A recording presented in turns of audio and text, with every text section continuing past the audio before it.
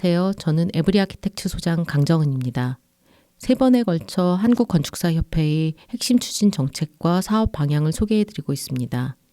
두 번째로는 많은 건축사분들이 궁금해하시는 한국건축사협회의 건축사 지원 방안을 살펴보도록 하겠습니다.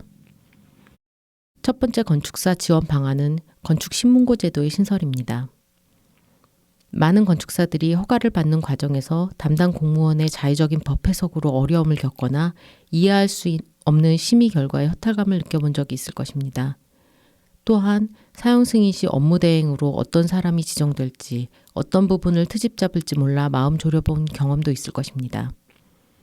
한국건축사협회는 이러한 건축의 자의적이고 모호한 부분을 줄여나가기 위해 제도적인 노력을 계속해 나갈 것이지만 보다 즉각적이고 직접적인 해결을 위해 건축신문고 제도를 만들겠습니다.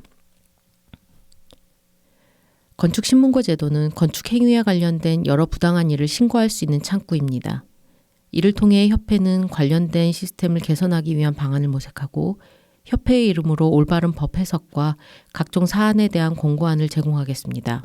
이러한 제도적 장치를 통해 공경에 처한 건축사들이 어려움을 헤쳐나가는 과정에 협회가 든든한 지원자 역할을 하겠습니다.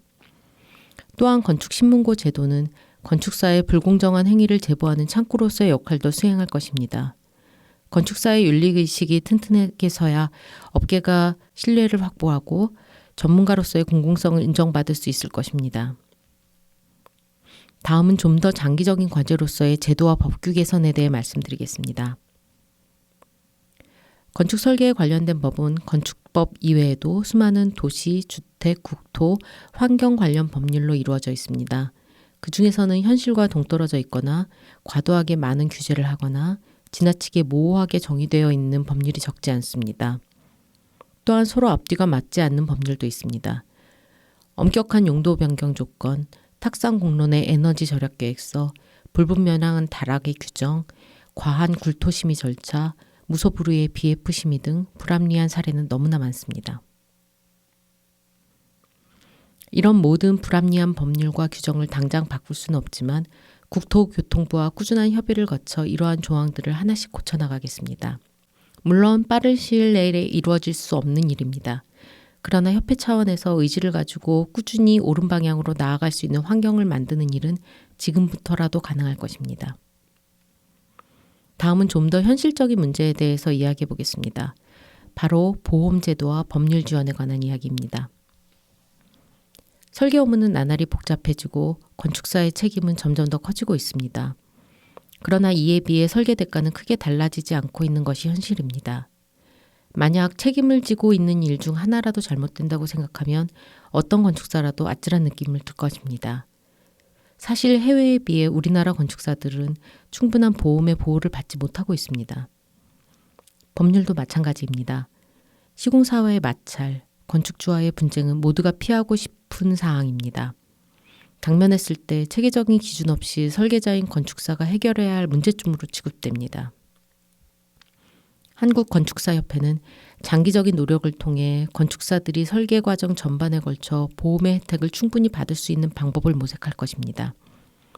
또한 현실적인 문제 해결을 위해 협회 내에 법률 서비스팀을 마련하여 각종 법적 문제에 직면한 건축사를 지원하고 해결책을 함께 찾아 나가겠습니다. 마지막으로 말씀드릴 건축사 지원 방안은 건축사 실무교육 개선입니다. 현재 건축 실무교육 프로그램은 강의료를 내고도 인터넷으로 한 구석에 틀어놓고 다른 일을 하는 것이 이상하지 않을 정도로 형식적인 경우가 많습니다. 어떤 강의는 도대체 우리가 몇 년도에 살고 있는지 궁금해질 정도로 시대에 뒤처져 있기도 합니다.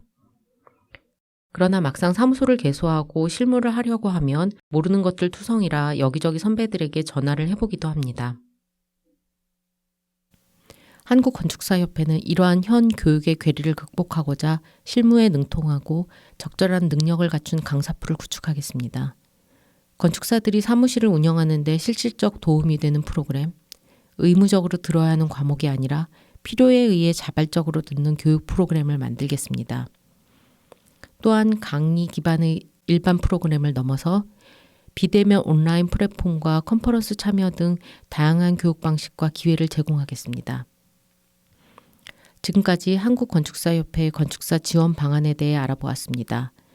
마지막 편에서는 현재 건축계에서 벌어지고 있는 여러 현안에 대한 입장을 알아보겠습니다. 감사합니다.